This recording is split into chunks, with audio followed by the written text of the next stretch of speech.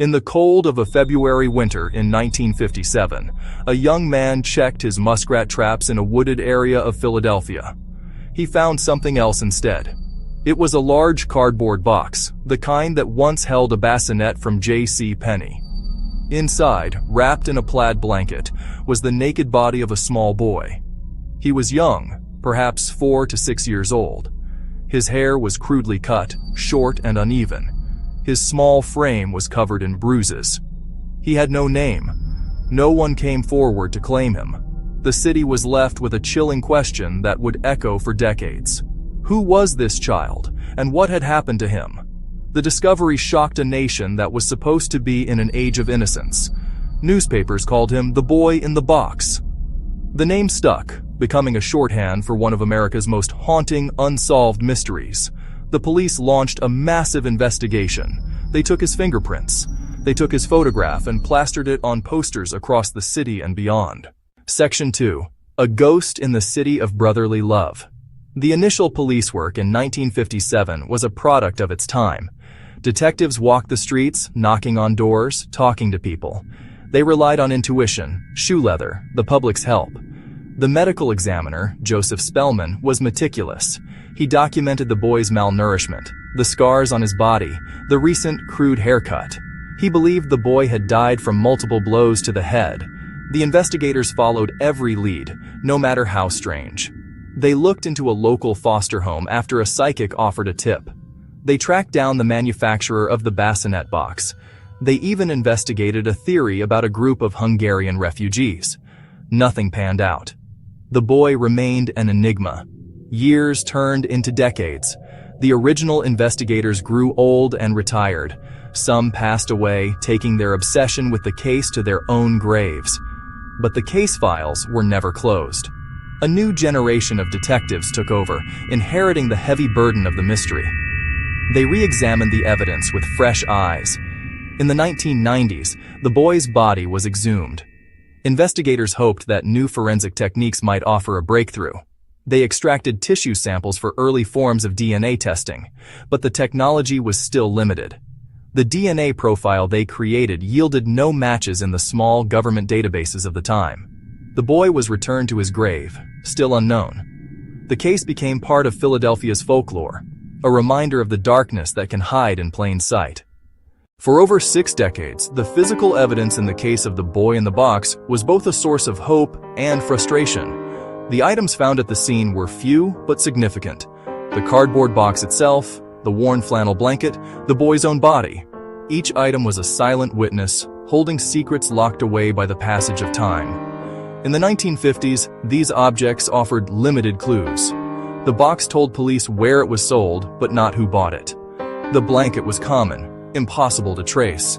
The boy's condition told a story of neglect and violence, but not who was responsible. The most powerful piece of evidence was the boy himself.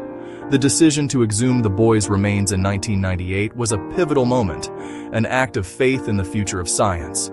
By then, DNA analysis had become a powerful tool in criminal justice. Investigators carefully extracted DNA from the boy's tooth enamel, which often preserves genetic material better than bone. They generated a mitochondrial DNA profile, which traces the maternal line. They compared this profile to a national database, but found no matches.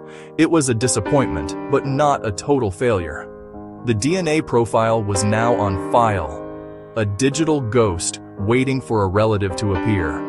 A long shot, a message in a bottle cast into a vast genetic sea. This extracted DNA is the key that could finally unlock the mystery.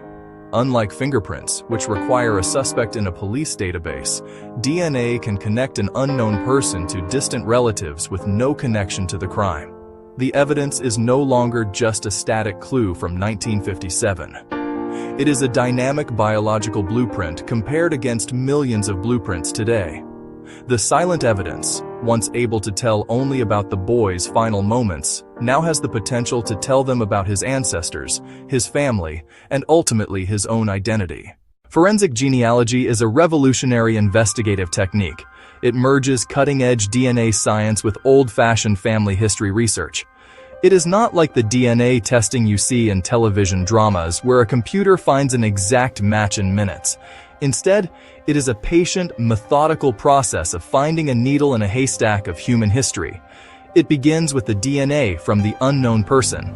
In this case, the boy in the box.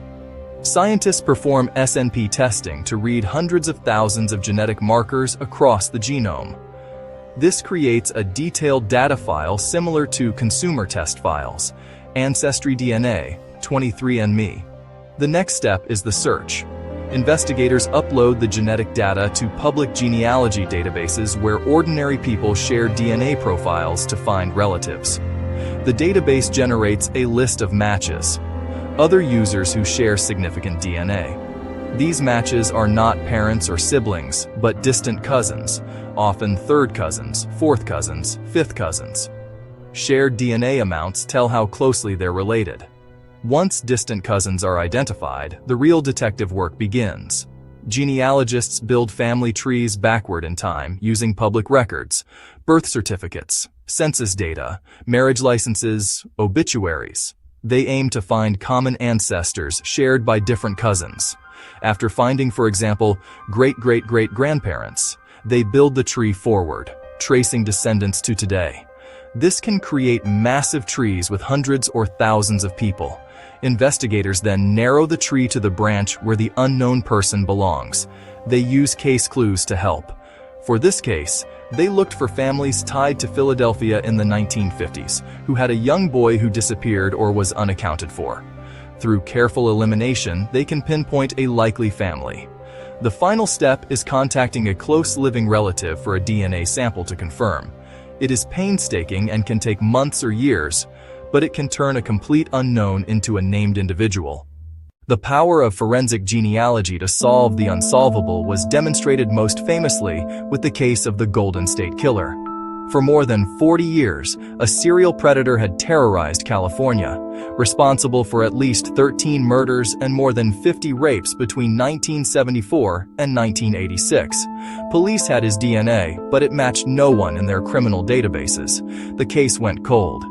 In 2018, investigators turned to forensic genealogy. They uploaded the killer's DNA to a public website and found several distant cousins.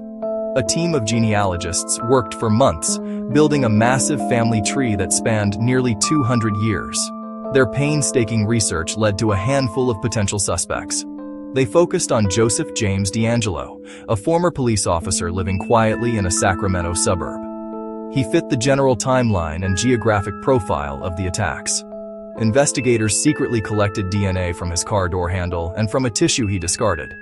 They tested it. A perfect match to the crime scenes. After 4 decades of fear and uncertainty, the Golden State Killer had a name. The case proved that no mystery was too old, no trail too cold, for this new tool. Another powerful example is the 1987 double homicide of Jay Cook and Tanya Van Cuylenborg in Washington state. The young couple was on a trip when they were abducted and murdered. The only clue was DNA from an unknown male. For 30 years, the case remained unsolved. In 2018, investigators uploaded the killer's DNA, and it matched 2 second cousins. Genealogists built a family tree and identified William Earl Talbot II as a potential suspect. Police obtained a discarded cup, tested it, it matched. Talbot was convicted. These successes show forensic genealogy is a proven method. It has given names to hundreds of unidentified remains and identified perpetrators in cases long thought hopeless. The rise of forensic genealogy has not been without controversy. The technique relies on public databases where millions have shared their genetic code to explore their heritage. Most users never imagined their DNA could identify a suspect in a decades-old murder case. This raises significant privacy questions. Did people truly consent to this kind of search? By trying to find your great-aunt, have you made your third cousin a suspect? The public good of solving violent crimes versus an individual's right to genetic privacy. In response, the landscape has shifted. Ancestry DNA and 23andMe have policies against law enforcement searches without a warrant. GDmatch and Family Tree DNA let users choose. People can now opt in or opt out of letting law enforcement see their DNA. Explicit consent helps ethically, but it shrinks the pool of potential matches. The search now depends on strangers' altruism. Beyond privacy, other ethical issues arise. Naming a doe, naming a victim like the boy in the box, can deeply affect living relatives. A discovery might bring closure, it might unearth painful family secrets, or bring unwanted attention to innocent people. Imagine learning your grandfather or your great-uncle was responsible for a terrible crime, or that a child thought sent to live with relatives was actually abandoned and murdered. Investigators must handle these revelations with sensitivity, protecting innocent relatives' privacy while seeking justice. There is also the risk of error. A genealogical connection is not proof of guilt, it is only a lead. For 65 years, the boy in the box was a symbol of the unknown, a question without an answer, a story without a beginning. Decades of dedicated police work, public fascination, and scientific attempts all led to the same quiet grave in Northeast Philadelphia. The development of forensic genealogy offered one last, powerful chance. A chance to finally turn the page, to replace the placeholder unknown boy with a real name, building a family tree from a single, fragile strand of his DNA. The path to an answer is never guaranteed. Forensic genealogy is a tool, not a magic wand. It depends on the quality of the DNA sample, the existence of relatives in public databases, and the meticulous work of genealogists. There are countless ways a search can stall. The DNA might be too degraded.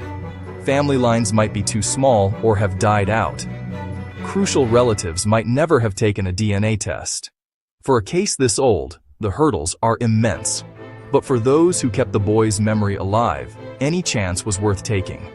The search for the boy's name is about more than solving a cold case. It is an act of remembrance, a declaration that every life has value. Naming him would not erase the tragedy or cruelty, but it would restore his humanity. It would transform him from macabre folklore into a person who was born, who lived, and who mattered. It would give him a place in a family, and a place in history, and allow him to be mourned not as a mystery, but as a child. As of today, November 2nd, 2025, this hope became a reality. After years of painstaking work, investigators used this technology successfully. They found his relatives, built his family tree, and uncovered his identity. We now know the boy in the box was Joseph Augustus Zarelli, born 1953.